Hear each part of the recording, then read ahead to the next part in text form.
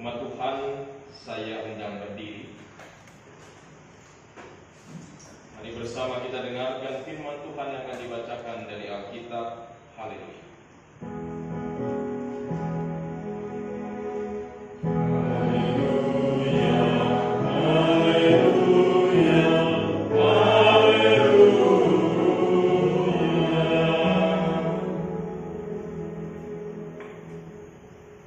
Pembacaan firman Tuhan pada pagi hari ini diambil dari Yohanes 2 ayat 1 sampai ayat yang ke-11.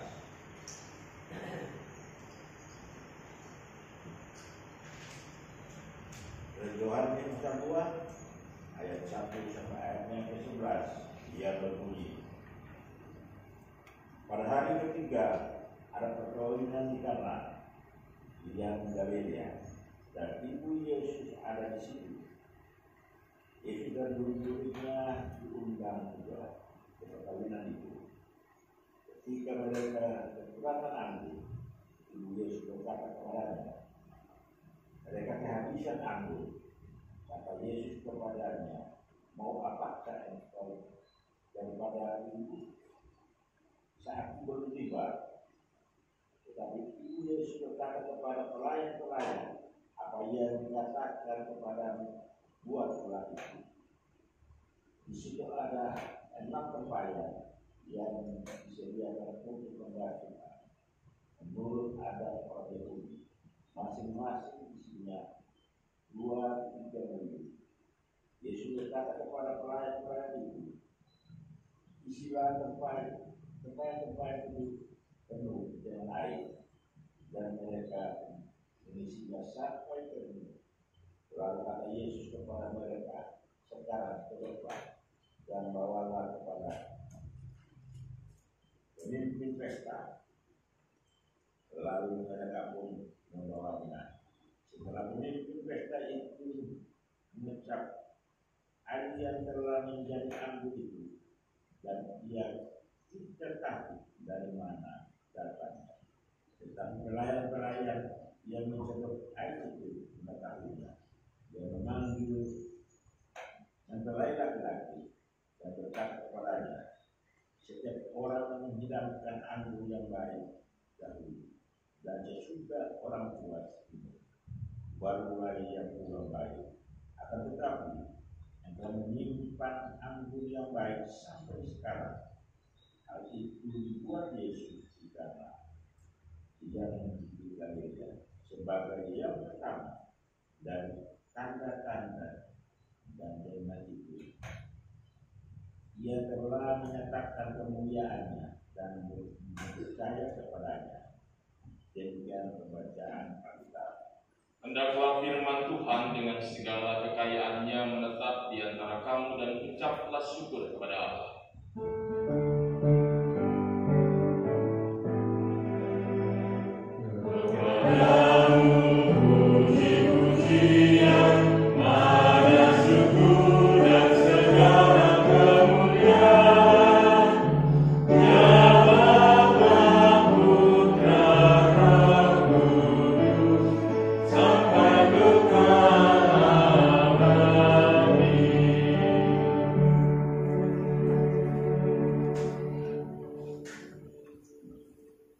Bagi kita umat Kristiani tentunya tidak asing dengan perikop bacaan yang menjadi dasar renungan kita hari ini.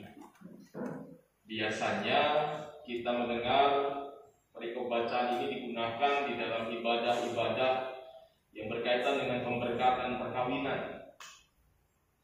Jadi bagaimana dalam sebuah perkawinan seringkali digunakanlah perikop bacaan ini menjadi dasar bagi renungan itu, yang mengingatkan pesan penting renungan ini atau perikop bacaan ini buat kehidupan keluarga kita masing-masing. Satu hal yang seringkali menjadi pesan dari perikop bacaan ini adalah bahwa lewat bacaan ini atau perikop ini kita semua juga mengetahui bahwa perikop ini menceritakan mukjizat yang pertama kali dilakukan oleh Tuhan Yesus. Jadi di antara begitu banyak mukjizat-mukjizat yang dilakukan Yesus, kita semua diperlihatkan bahwa inilah yang mengawali semua mukjizat ini. Inilah yang pertama kali dilakukan Yesus sebagai mukjizat yang menunjukkan kuasanya yang begitu besar. Nah, hari ini Bapak Ibu Saudara yang terkasih dalam Tuhan Yesus Kristus, saya ingin mengajak kita semua belajar dan merenungkan firman Tuhan lewat perikop bacaan ini dengan belajar dari tokoh-tokoh yang disebutkan di dalam perikop bacaan ini. Bapak Ibu tadi membaca, kira-kira ada berapa tokoh yang disebutkan di situ? Ada berapa? Ada yang bilang 3. Ada berapa? Ada yang bilang 4. Ya, mungkin masing-masing kita menjawab pertanyaan itu dengan latar belakang pemikiran kita masing-masing. Karena kadang-kadang kalau bicara tentang tokoh, seringkali orang-orang yang dikenal saja yang kemudian disebutkan. Kalau kita kemudian bicara tentang menjawab pertanyaan tentang berapa tokoh tadi, seringkali yang muncul dalam benak kita adalah orang-orang yang biasanya punya kedudukan atau punya nama di dalam Alkitab. Namun hari ini saya mau mengajak kita melihat bahwa di dalam perikop bacaan ini ada 4 tokoh yang ingin saya angkat menjadi pelajaran buat kita semua. Siapa saja 4 tokoh kira-kira? Yesus pasti, Tuhan Yesus. Yang kedua Maria. Yang ketiga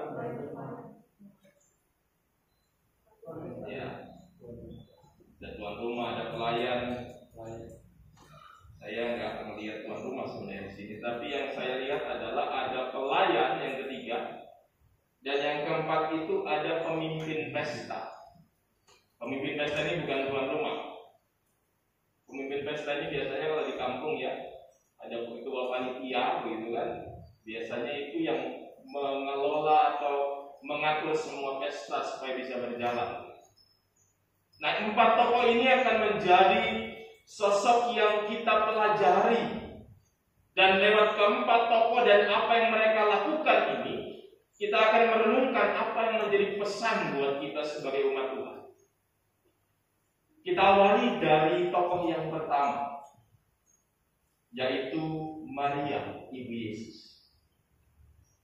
Melalui tokoh Ibu Yesus yaitu Maria, kita belajar satu hal yang saat ini seringkali dilupakan oleh banyak orang.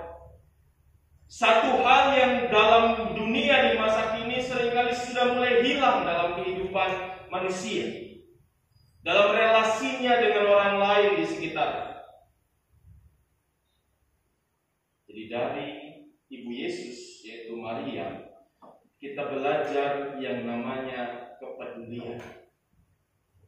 Kenapa saya katakan ini mulai hilang? Kenapa saya katakan juga ini mulai tidak muncul dalam kehidupan sosial kita? Karena memang seringkali kita harus menyadari bahwa kadang-kadang dalam kehidupan kita ini kita sudah mulai menjadi orang-orang yang gak peduli dengan orang lain. Kita gak peduli dengan orang-orang di sekitar kita. Bahkan terkadang kita gak peduli dengan keluarga kita. Jadi hari ini kita diingatkan bagaimana dalam kehidupan kita sebagai umat Tuhan, sebagai makhluk yang dikatakan makhluk sosial ini, kita juga tetap harus menunjukkan kepedulian. Baik itu simpati maupun juga empati. Kita lihat bagaimana Maria menunjukkan kepeduliannya pada saat itu. Kepedulian yang dimunculkan saat mereka berdua, Maria dan Tuhan Yesus, hadir dalam sebuah pesta perkawinan.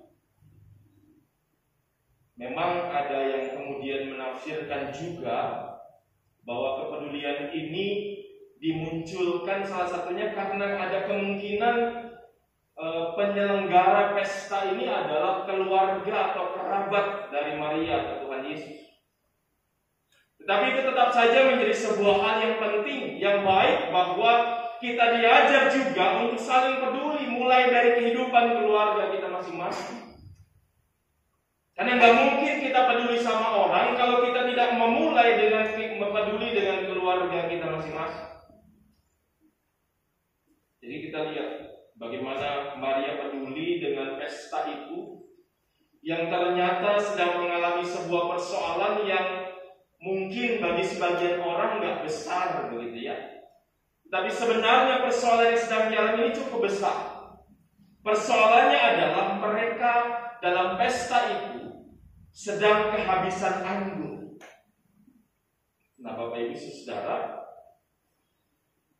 dalam tradisi orang-orang Yahudi, anggur itu punya peran yang penting. Ya, kalau bicara anggur, jangan kemudian konotasinya ini hal-hal yang bikin mabuk-mabukan begitu ya.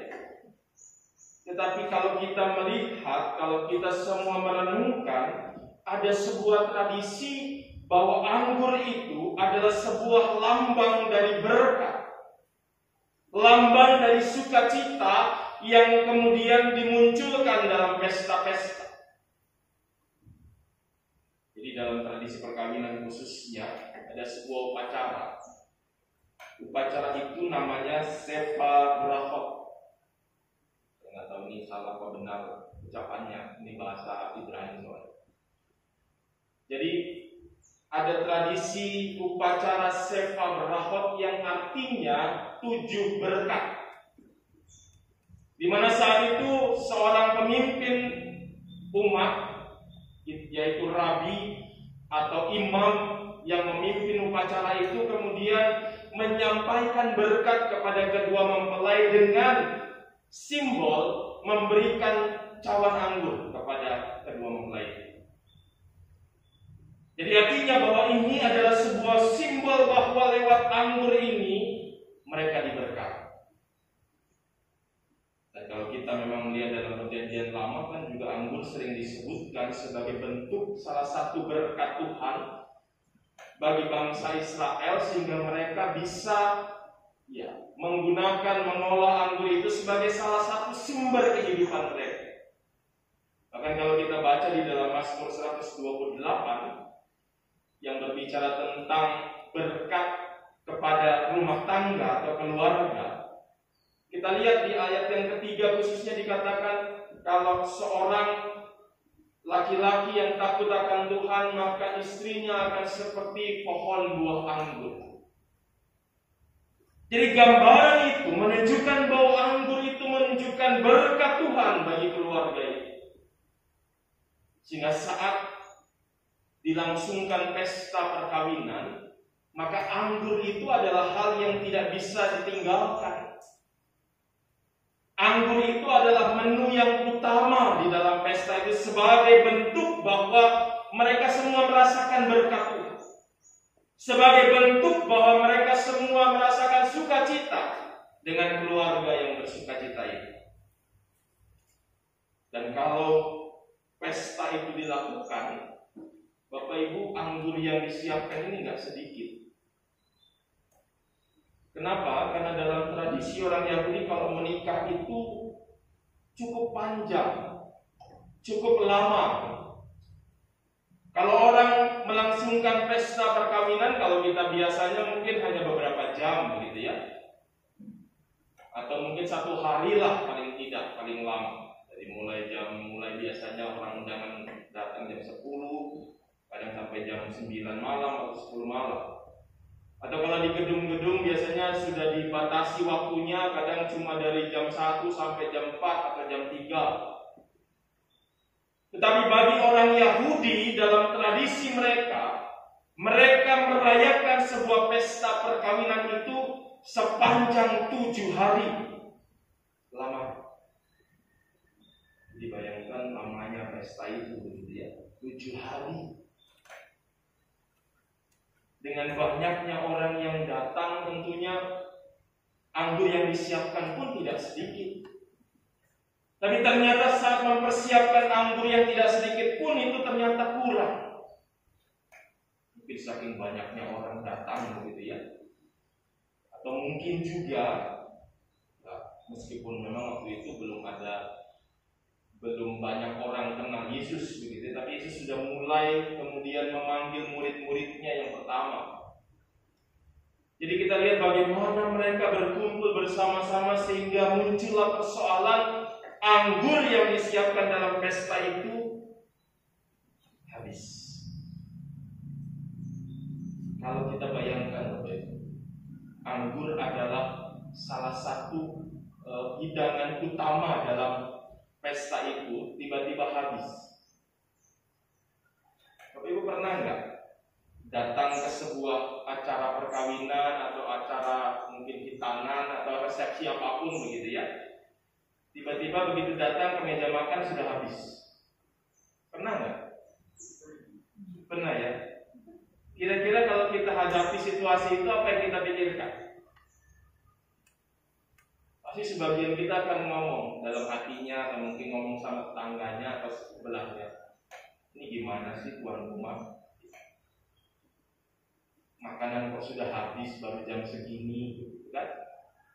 Dan kadang-kadang pernyataan itu akan terus diingat. Diingatnya nggak akan sebentar begitu ya. Sehingga kadang-kadang berefek juga, berdampak juga saat kita diundang di tempat yang sama. Atau kita diundang lagi di tempat yang sama, mungkin pikiran kita akan mengatakan, aduh, nanti jangan-jangan makanannya habis lagi. Kan gitu ya. Atau bahkan mungkin yang lebih parah lagi, kita mulai menggosipkan itu. Seperti lagu Hai siapkan di gunung, jadi disiarkan kemana-mana. Jangan ke sana. Kalau diundang nggak usah datang. Makanannya sering habis, gitu. Kadang-kadang ini jadi bahan gosip. Panjang. Bahkan mungkin bukan hanya bicara hari, minggu, bicara mungkin bertahun-tahun kita masih ingat peristiwa itu. Jadi bayangkan itu akan terjadi dalam sebuah pesta perkawinan yang dihadiri oleh Tuhan Yesus dan juga ibunya Maria. Bayangkan bagaimana yang akan terjadi kepada tuan rumah pesta itu. Yang pertama, dia akan diomongin orang. Yang kedua, dia akan malu. Ini menjadi aib dalam keluarga. Mungkin yang keempat juga dia tidak akan dipercaya lagi sama orang. Jadi ada sebuah resiko di mana kehormatan sebuah keluarga dipertaruhkan karena anggur habis. Karena hidangan utama itu habis. Nah tadi ada kemungkinan, di awal saya katakan ada kemungkinan Maria adalah kerabat dari keluarga itu, sehingga dia kemudian melihat situasi. Dia melihat, mengetahui, dan tidak tinggal lihat. Kan banyak orang juga ya sudah lihat, sudah tahu ini butuh, tapi tetap saja cuek aja begitu. Kadang-kadang di gereja pun kan begitu. Sudah tahu gereja butuh begini, butuh begitu, diam saja, cuek saja. Biarin aja orang aja yang kerja. Jadi kita lihat bagaimana kita belajar hari ini lewat yang pertama lewat Maria, bahwa kita juga harus peduli. Kita harus peduli kepada keluarga kita harus peduli kepada lingkungan masyarakat di sekitar kita juga harus peduli kepada gereja kita. Ini sebuah bentuk kepedulian. Di mana Maria melihat ada persoalan, ada kebutuhan yang dibutuhkan oleh keluarga itu. Meskipun dia nggak bisa membantu secara langsung begitu ya, paling tidak dia menunjukkan bahwa dia mau membantu lewat orang lain. Dan kita lihat yang kedua pelajarannya dari Maria adalah bahwa bukan hanya dia peduli, tetapi dia benar-benar percaya kepada Tuhan Yesus. Kita lihat yang dilakukan Maria. Dia datang ke siapa? Pada Tuhan Yesus. Dia nggak datang dulu sama tuan rumah. Dia nggak datang sama pemimpin pesta yang tanggung jawab di situ. Tapi dia datang kepada Tuhan Yesus. Artinya apa? Dia benar-benar percaya bahwa Yesus akan memberikan jalan keluar. Ini juga harus kita imani dalam kehidupan kita. Pelajaran yang kedua ini juga penting buat kita, sangat penting. Bahwa kita juga harus benar-benar percaya bahwa Tuhan kita punya segala-galanya dan mampu melakukan apapun, bahkan juga mengatasi setiap persoalan-persoalan kehidupan kita. Dia akan kasih jalan keluar kalau kita percaya kepada-Nya. Kadang-kadang kan kita nggak seperti itu.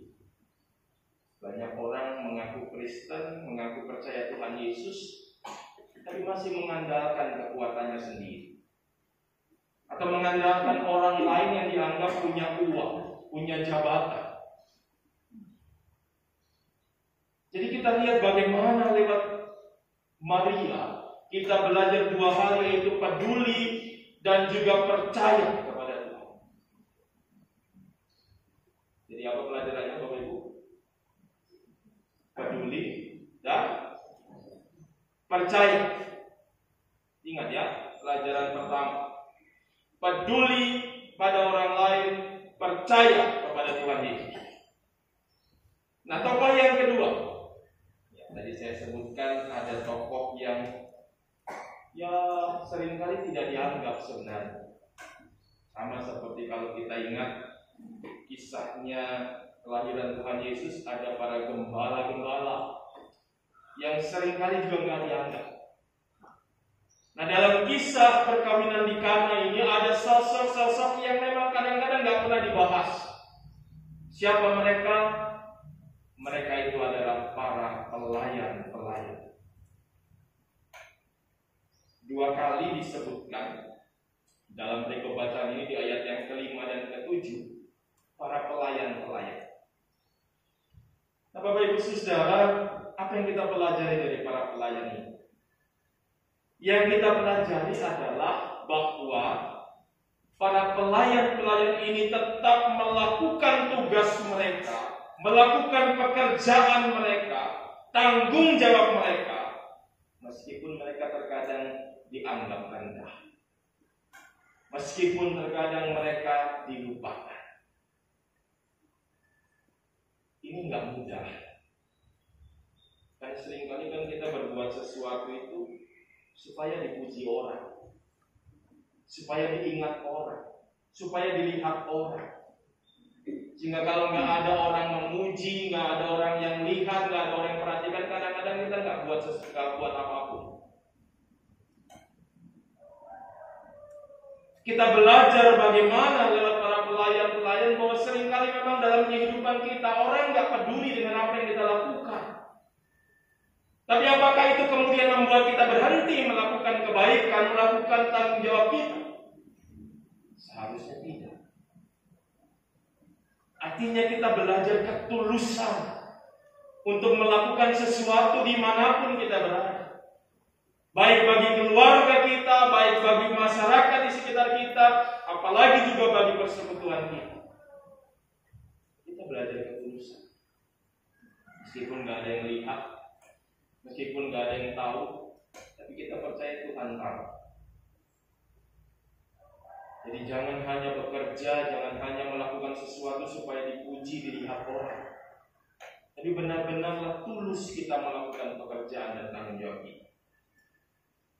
Tugas para pelayan ini tidak mudah. Tugasnya yang pertama, dia mempersiapkan segala sesuatu. Di dalam pesta itu tugasnya bukan cuma menyiapkan makanan dan minuman, bukan cuma menyuguhkan anggur, begitu ya. Tetapi tugas mereka juga mulai dari awal kehadiran para tamu mereka sudah bertugas. Tugasnya apa? Kita lihat sama-sama di situ Bapak Ibu.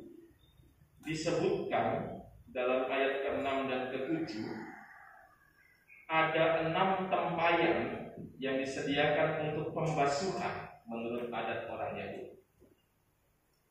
Jadi orang Yahudi itu kalau masuk ke sebuah tempat atau sebuah rumah, mereka harus membasuh diri mereka. Kalau kita melihat 6 tempayan, Jangan kita pikir tempayannya itu kecil. Tempayan itu kalau saya bayangkan, Bapak Ibu lihat di gua itu di dalam situ ada kayak guci gitu ya. Ya hampir-hampir mirip begitu. Tapi ukurannya besar. Satu tempayan itu kira-kira memuat kurang lebih 100 liter. Jadi kalau ada 6 tempayan berarti ada berapa? 600 liter air. Jadi mereka, para pelayan itu harus mempersiapkan 600 liter air supaya para tamu itu bisa membasuh diri mereka sebelum masuk ke pesta. Jangan bayangin kemudian isi airnya tinggal pencet sanyu atau jet pump gitu ya. Jangan bayangin juga airnya seperti kita yang di Indonesia yang gampang banget cari air gitu ya. Ini kan wilayahnya di daerah Timur Tengah yang bayangan kita pasti gurun pasir yang susah air. Meskipun memang kalau kita bicara Israel itu lebih subur daripada yang lain.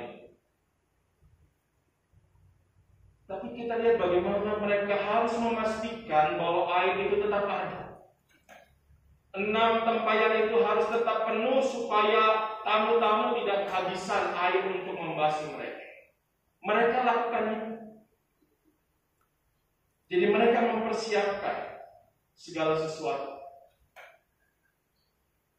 Yang kedua, dari para pelayan kita juga belajar bahwa mereka melakukan apa yang diperintahkan Tuhan Yesus. Kita lihat sama-sama Bapak Ibu. Di ayat ke-7, Tuhan Yesus katakan sama pelayan-pelayan, isilah tempayan-tempayan itu penuh dengan air. Yang kedua, di ayat ke-8 Yesus katakan, sekarang cedoklah dan bawalah kepada pemimpin pesta. Buat kita yang sudah mengimani siapa Yesus ini gampang. Ya, kalau kita sudah percaya, sudah beriman, oh Tuhan, Yesus ini Tuhan saya, bahwa Yesus ini bisa melakukan apapun, itu gampang. Tapi bayangkan para pelayan-pelayan ini sebelumnya belum mengenal Yesus, dan Yesus saat itu belum menunjukkan karyanya. Mungkin mereka dalam hati memikirkan, ini apa-apaan sih orang ini? Kita kan kehabisan anggur, tiba-tiba suruh ngisi air, terus suruh bawa ke pesta. Mungkin dalam pikiran ini orang sudah stres kali ya. Ini agak-agak sudah. Kita ini butuh anggur, bukan air. Jadi mungkin sebagian mereka dalam hati berpikir seperti itu. Tapi kita lihat bagaimana akhirnya mereka tetap melakukan apa yang Yesus perintahkan meskipun pasti bertanya-tanya. Karena ini sesuatu hal yang kayaknya nggak biasa dan nggak mungkin lah ini begitu ya. Apa sih? Mereka melakukan itu, mereka bawa semua itu. Mereka kerjakan apa yang Tuhan Yesus perintahkan kepada mereka. Kita juga harus belajar seperti itu. Mungkin dalam kehidupan kita banyak hal yang Tuhan arahkan, yang Tuhan tunjukkan sama kita, membuat kita bertanya-tanya, kok gini ya Tuhan? Kok seperti ini ya Tuhan?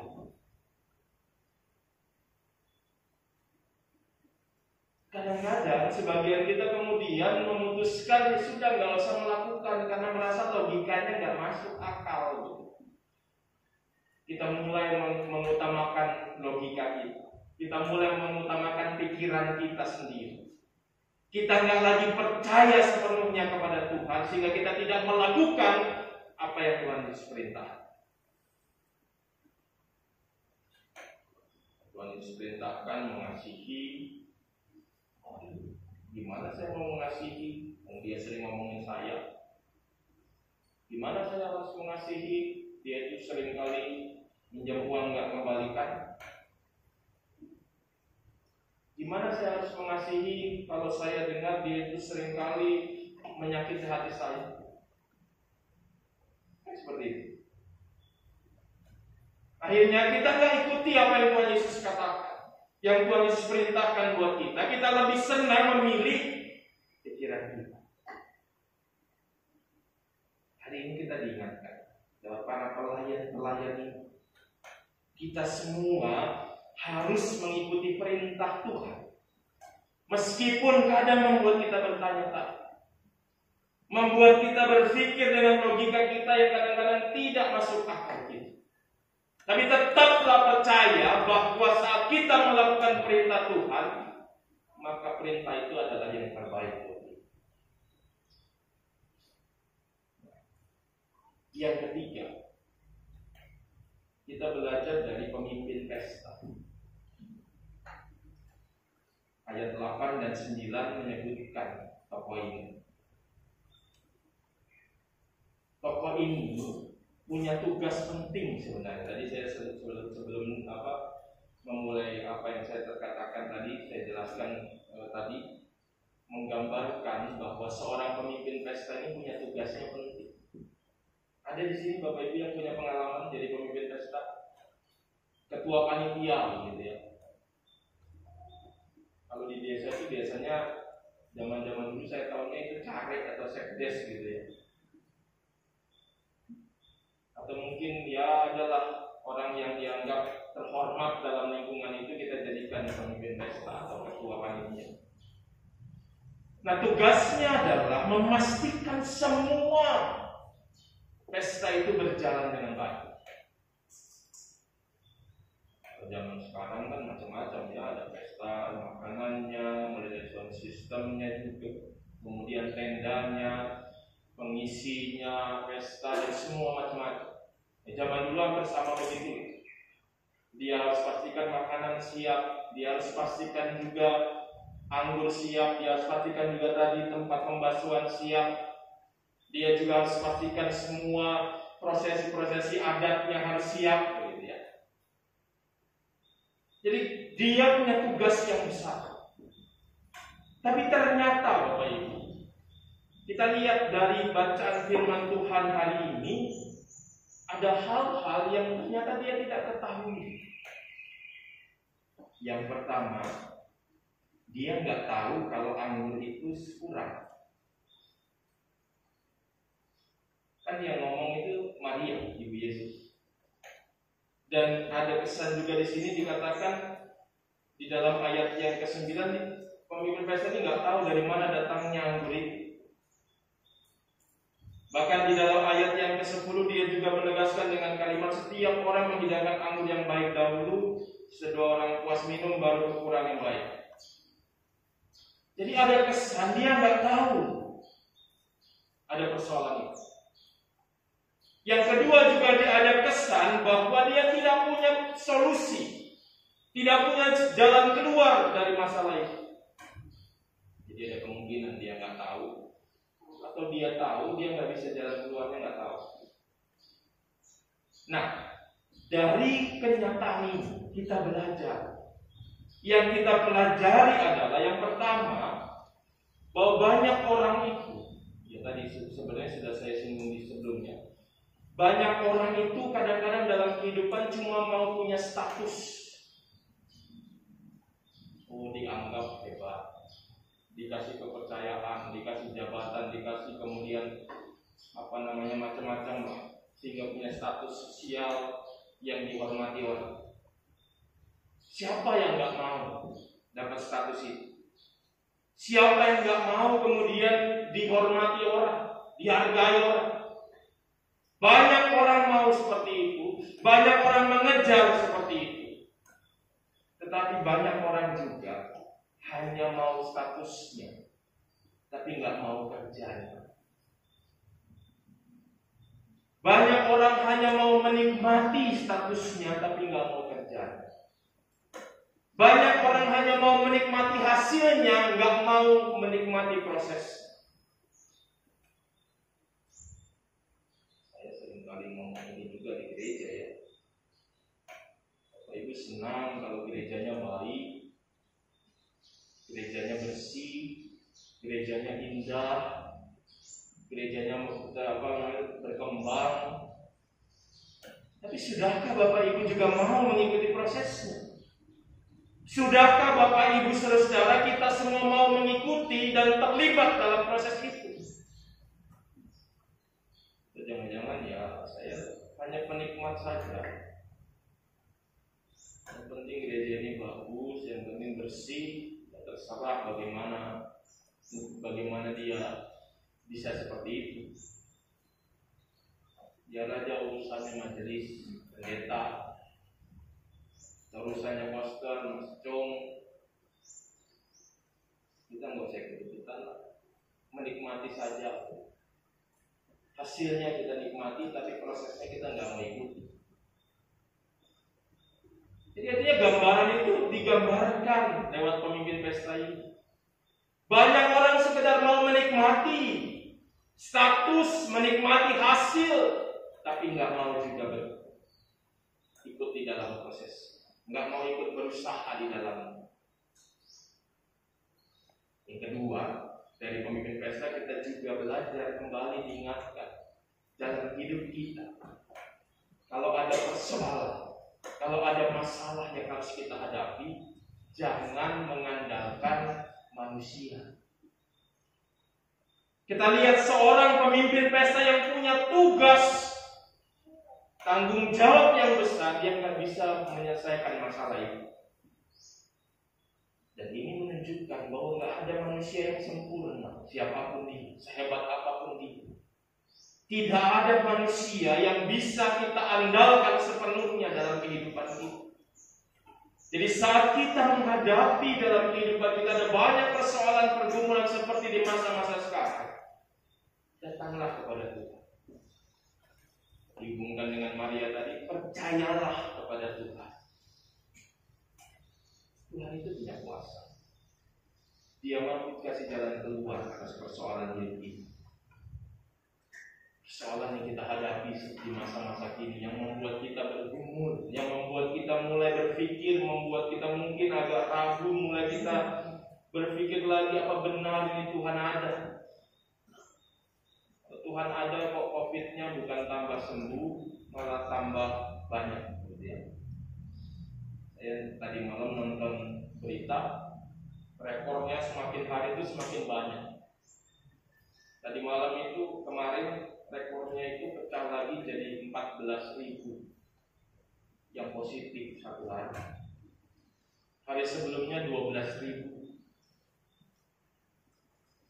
Jadi ini sebuah situasi yang membuat kita mungkin berpikir, membuat kita mungkin bergumul, apa sih yang terjadi? Di mana Tuhan? Hari ini kita diingatkan, Tuhan tetap ada. Tuhan tetap akan beri jalan keluar. Tapi kita belajar juga, semua ditentukan oleh Tuhan waktunya, bukan waktunya kita. Dan ini yang juga kita pelajari dari sosok yang ketiga, yang keempat, tokoh utama dari bacaan ini, yaitu Tuhan Yesus. Kita belajar bagaimana Yesus harus selalu kita andalkan. Bagaimana Yesus harus selalu kita percaya. Bagaimana Tuhan Yesus harus selalu kita ikuti perintahnya. Meskipun kita bertanya-tanya, meskipun ada banyak keraguan.